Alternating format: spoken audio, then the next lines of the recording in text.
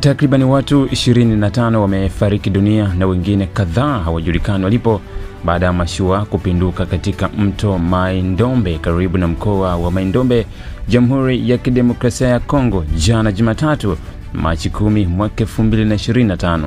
Kwa mujibu wa ripoti za vyombo vya habari vya ndani, ajali hiyo ilitokea wakati boti hiyo ikiwa safarini kutoka bandari ya Mushie kuelekea eneo jingine ndani ya mkoa huo. Miongoni mwa abiria waliokuwemo ndani ya boti hiyo ni wachezaji wa mpira wa miguu waliokuwa wakitokea kijiji cha Ngambomi baada ya kushiriki mechi ya kirafiki. Mashua hiyo ilizama umbali wa takribani kilomita 12 kutoka bandari ya Mushie, huku chanzo halisi cha ajali hiyo kikiwa bado hakijathibitishwa rasmi.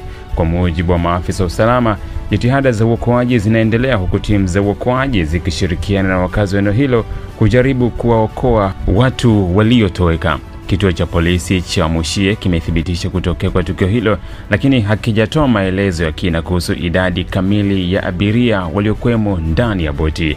Ajali za boti zimekuwa tatizo la mara kwa mara katika eneo hilo, mara nyingi zikisababishwa na kuzidisha abiria, ubovu wa vyombo vya usafiri na hali mbaya ya hewa. Mwezi Disemba mwaka jana, ajali nyingine ilitokea karibu na Mai-Ndombe ambapo boti iliyokuwa ikielekea katika mji wa Inongo ilizama na kusababisha vifo vya watu kadhaa.